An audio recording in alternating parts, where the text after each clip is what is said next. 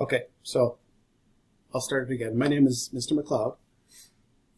So for your Algebra 1 class, this is kind of what I expect you guys to do each day. So no matter what group you're in, whether you're in A or B or virtual. So I kind of expect all groups to participate live each day. It's a little bit different time every day. So Monday through Thursday, apparently we start at 12:10. I thought we started at 12 o'clock because I knew lunch got done at 11:55.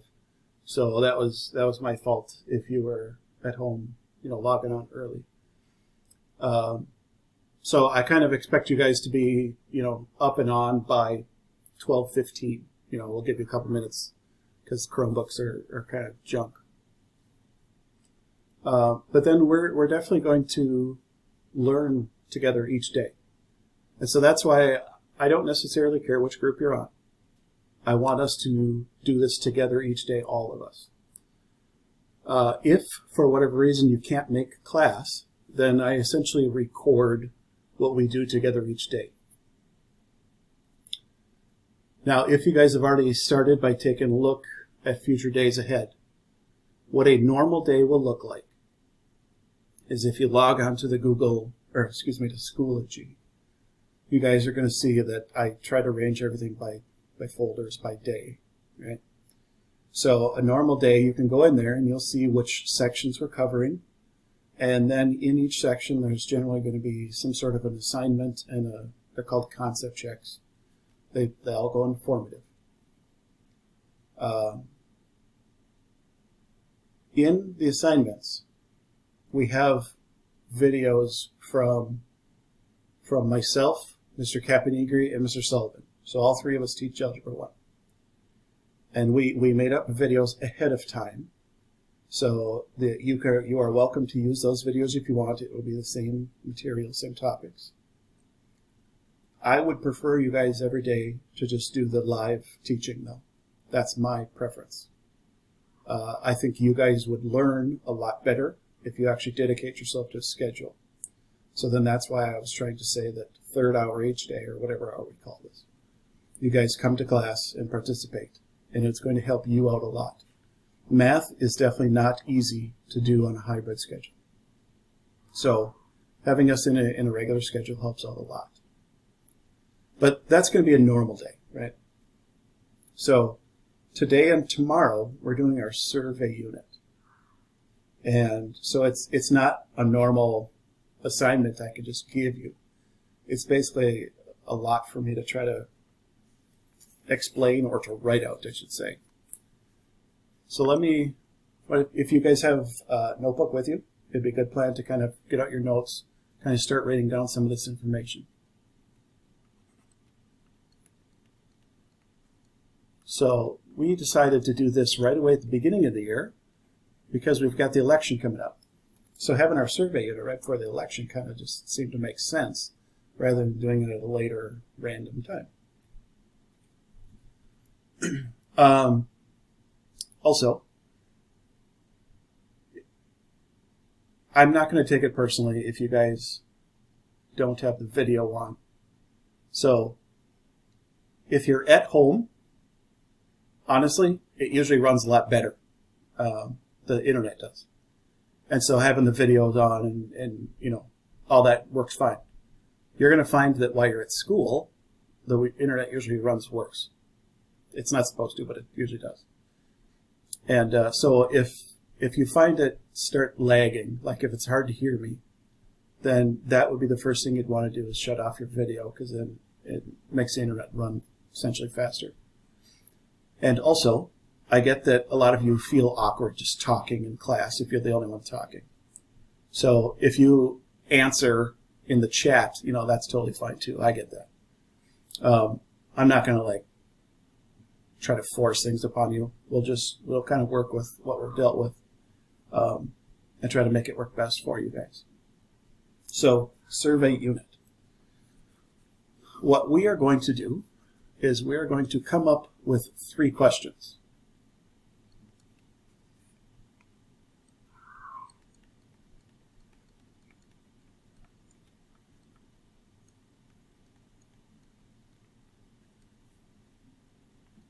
And that needs to be by tomorrow.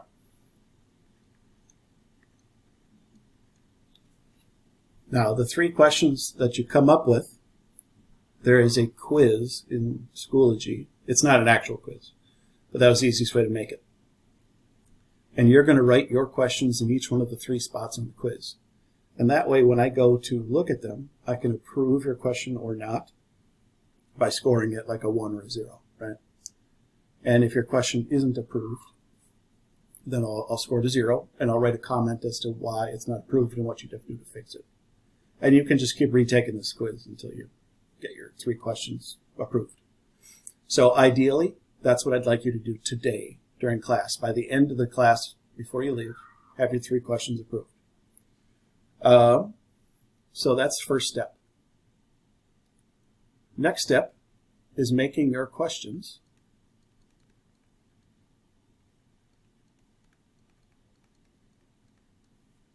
into a survey. Now, we're going to use Google Forms to do that. And basically, my plan is tomorrow in class, we're going to go through this together on how to make that survey. So make your questions into a survey by 10:23. So that's what, like Friday probably? And then you're going to need to have people take the survey. And we want ideally 20 to 50 people. We want them to take the survey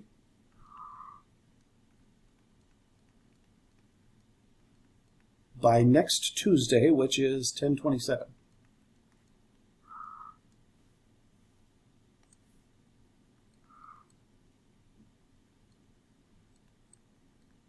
Now, I thought kind of a way around this. So what I did was I created a discussion in the survey folder. And everybody in class can post their survey in this discussion, and basically everyone in class can take it. So that way you should have at least 20.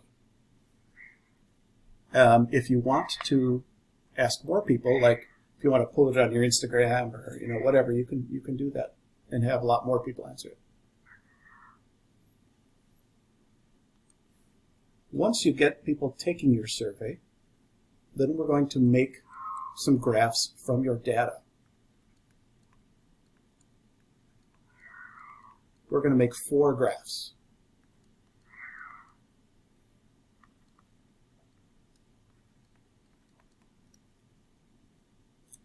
And then these graphs that you're going to create go in the summative category. So like a test. So they are kind of a big deal. So all of the work going up to build these graphs counts for quite a bit. And then lastly, you're going to take a short test.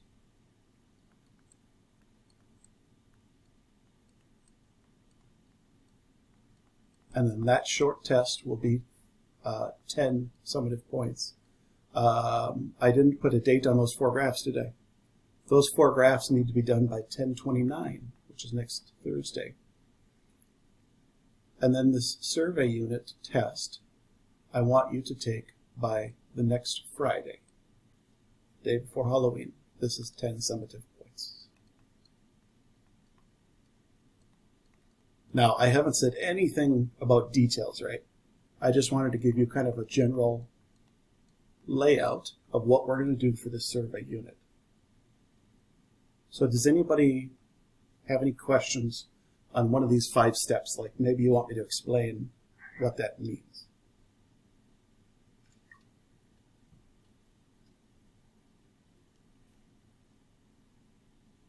Okay. Well, then let's go with Caroline. Caroline, are you ready for being called on? Perfect.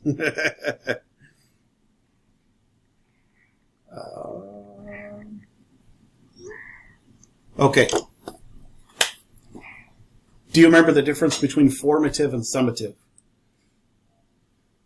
I figured you did. That's why I didn't think this was going to be a horrible question. What's the difference? Just to make sure everybody knows.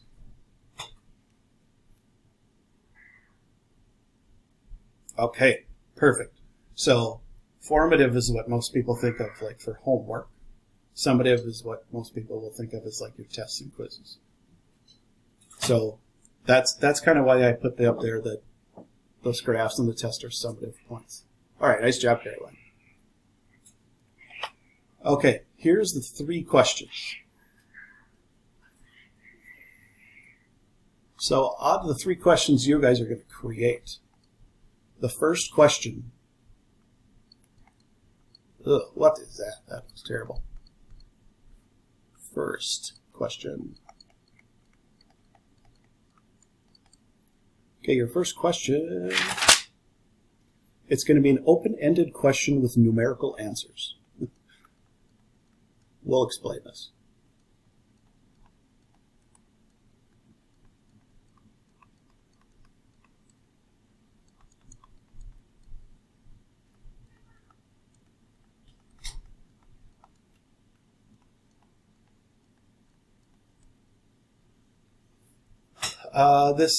This definitely looks like a good question for Austin. Austin, you must be Annabelle's little brother, huh? All right, perfect. I had her last year. What does a numerical answer mean? It's kind of a big word. How about numerical?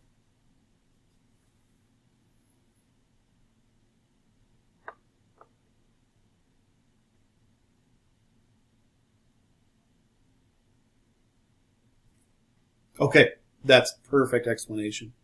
So this basically means the answer to the question you ask will be a number.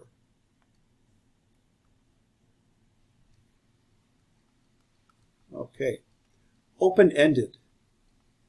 Open-ended means you can get any kind of an answer at all. Okay? Closed-ended would mean there are only a certain number of choices. So, an example of the first question you need to come up with would be, how many pets are in your family?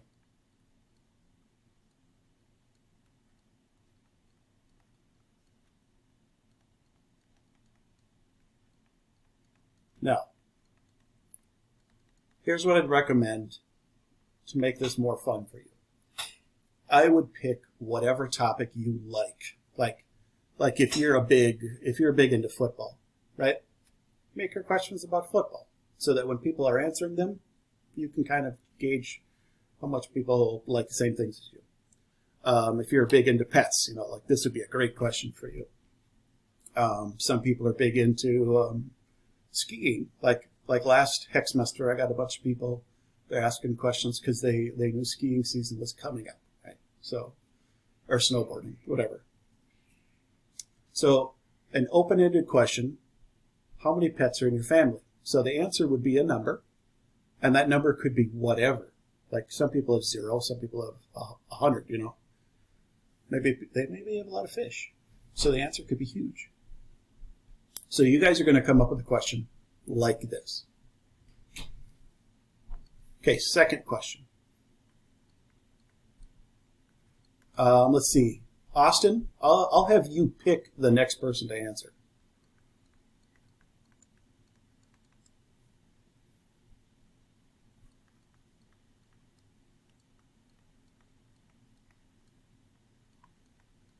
Garrett. All right, who we got? We have Garrett Schroeder?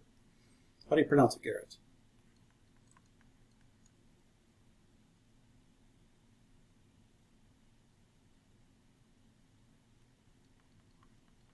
You there?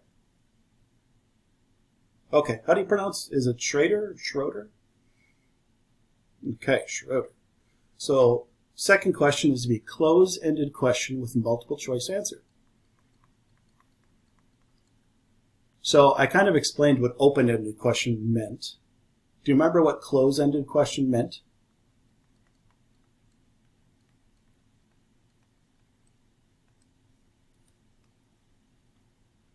Okay, good way of saying it. There's only so many answers that can be given, right?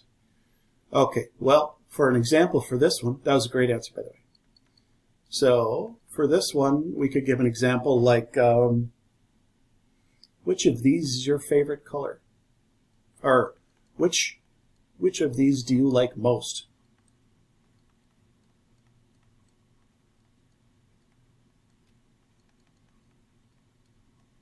Now, clearly, when we were talking about the presidential race, a super easy question from this one would be, who would you rather vote for? You know, there's two choices.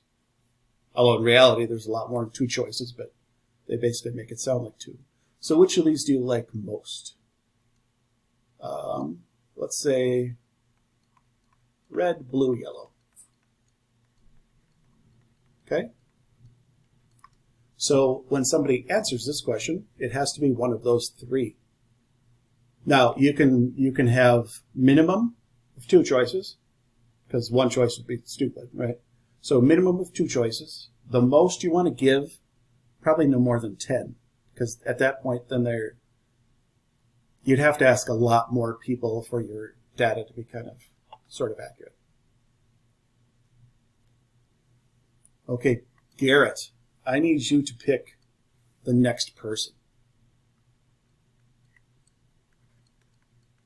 Jack. Jack Blink. Jack, I am going to apologize already. Hopefully I will not call you Joe.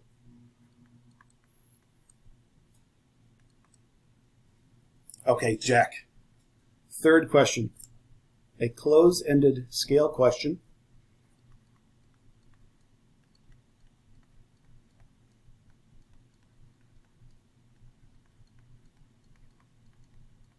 Now, Jack, do you remember what a sliding scale means? Okay. I'm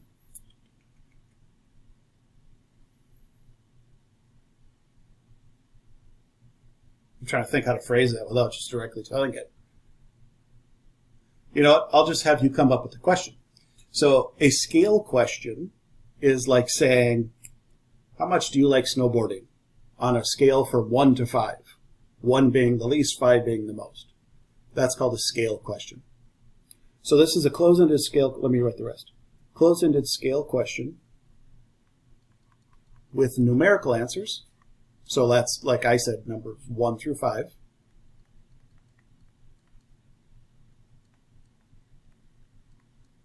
Or categorical answers. Now, the categorical words are kind of hard today. Categorical answers, that's actually a common one that you'll run into. Like, you'll see you've got questions like, how much do you agree with this statement? Not at all. A little bit. A lot. Totally agree. Those would be categorical answers. So it's kind of like the sliding scale, but with words instead of numbers. So Jack, do you think you can come up with a good example question for me?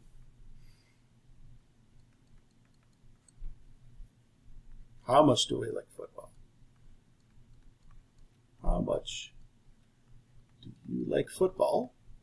Except you forgot something big on there. What kind of an answer do they have to give?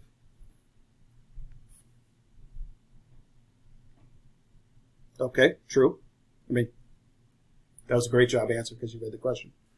But like if I just say, how much do you like football? Somebody's probably going to say, a lot. I don't like it. We need to make sure that the answers they give are exactly what we need. So when you say, how much do you like football? You'd have to say, on a scale from 1 to 10. How about that? Okay? Now, this number doesn't matter. You can have 1 to 4, you can have 1 to 5, 1 to 10. It's up to you. You can have 1 to 100. But you're not going to get that many answers, so you probably want to do 1 to 5 or 1 to 10 at the most. So how much do you like football on a scale from 1 to 10? You also have to say what 1 means and 10 means. 1 being the least, and 10 a lot.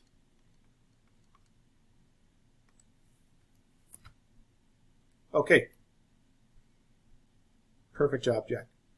Does anybody have any questions about these 3 questions that you have to come up with?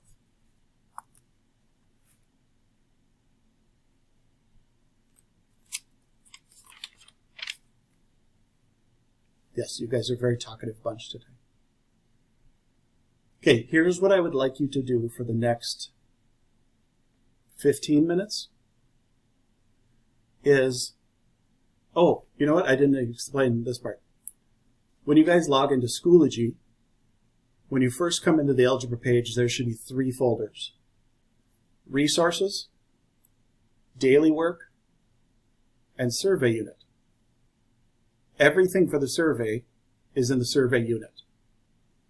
Now, I kind of just went through and explained the beginning part of the survey, relatively thoroughly. Not everybody's here today. I'm going to guess partially because they didn't even know they were supposed to come live. So, if you go into the survey folder, there's about 1 billion things in there. And so, Mr. Caponigri made up a ton of videos explaining every little detailed parts of the survey unit. So if you forget something or, aren't sure of something, you basically can go look for the piece you need in that folder. But in that folder, I'd say like 4th or 5th thing, if I remember right, there's a little quiz that says 3 questions. I would like you guys to go and answer those over the next 15 minutes so that I can kind of score them right away and we can figure out if that's the questions you're going to use today or not. Okay, does that make sense? I know you guys are like super jumping for joy. You're like totally excited to participate. I get it. Okay, take 15 minutes, figure out your questions. I'll basically grade them right away, so you guys will know, you'll know right away if your questions work or not. I would try to think of a theme, though. Like, don't just copy the questions we did here. Come up with a theme that interests you, because then the answers actually mean something.